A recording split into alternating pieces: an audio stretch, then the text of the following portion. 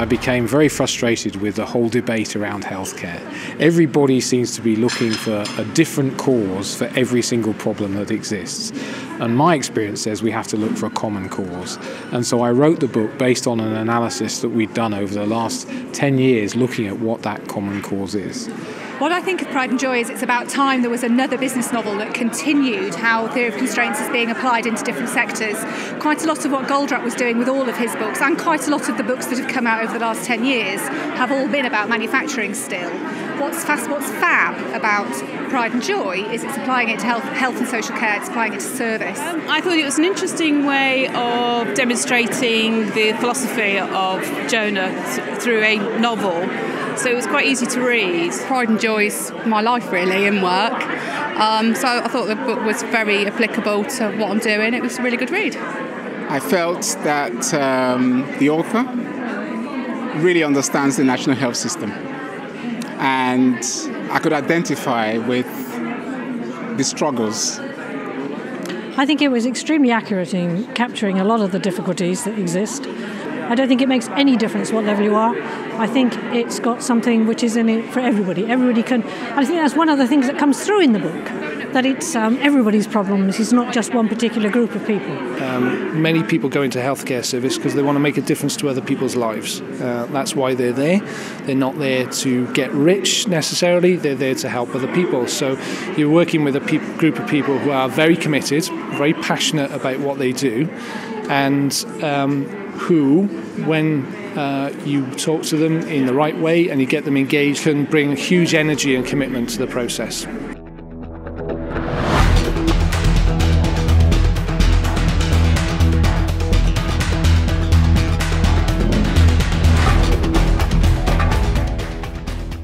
Basically, what I do in Pride and Joy is take this dilemma.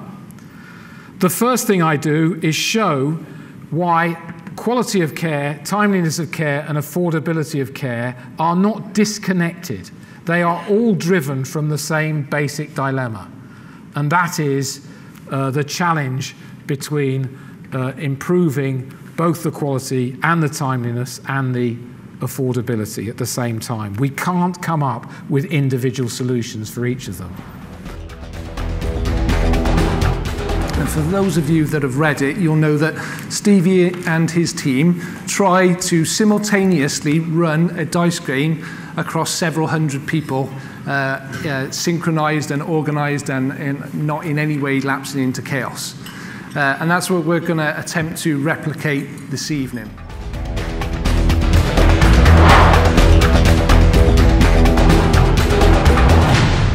We use the dice to determine the difference between good days and bad days.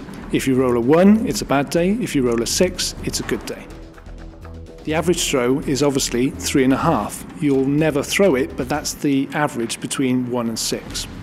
Each person in the process has 4 patients to begin with. When they roll the dice, they pass on the number of patients that the dice indicates. However, if they throw a 6 and they only have 4 patients to treat that day, they can only pass on 4 patients. The dice game is a really fun way of exploring the principles that underpin the approach we use with our clients. It explores why processes sometimes deliver less than we think that they really should. But the dice game still takes me by surprise in its simplicity, that it demonstrates the complexity of a system with a single dice, a single die, rolling around a table. So to be able to demonstrate the complexity of healthcare systems with half a dozen or a dozen dice and a pile of chips is an incredible achievement because it works so well. It just demonstrates the issues so succinctly and so persuasively that it's difficult to argue against. I've played the dice game many times, and I've played it with people many times because it is one of those transformation moments where people can engage and see why there are problems.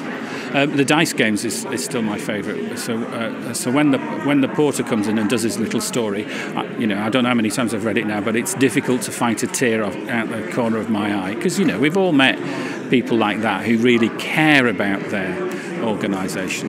What do you hope that the reader is going to take away from the book? Well, one of the main things for me is that I think we face a real challenge in changing such a massive system as a health system. And for many years, I put a lot of my effort and a lot of effort of my colleagues. We thought that the heart of the solution was changing understanding. And so we developed all sorts of material and all sorts of approaches to try and help people see the importance of the things that we've talked about tonight. And I came to the realization after many years of effort that just because you've changed somebody's understanding, it doesn't actually mean that they're going to change their behavior. And that actually, as human beings, we have an inherent inclination to not re-examine our behavior in terms of our changing understanding. And I realized that just changing understanding was going to be insufficient. And so one of the reasons I was so keen to write this book was to actually show the journey of changing understanding, but then the more important journey of changing behavior once I've got that change of understanding. And I felt a textbook wouldn't work. I felt that it had to be done through a real-life story.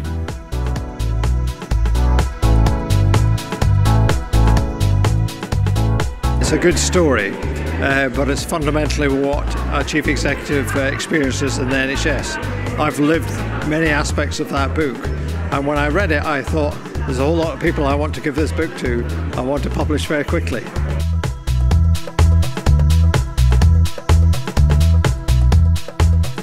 I've been lucky enough to obtain several copies, and I've distributed it around the executive team of the hospital, because I believe that they all should have a go at reading it. The first time about halfway through the book, and I can kind of see where it's beginning to go, and you're almost wanting to start thinking their way through it and think it to a solution. I'm really enjoying it.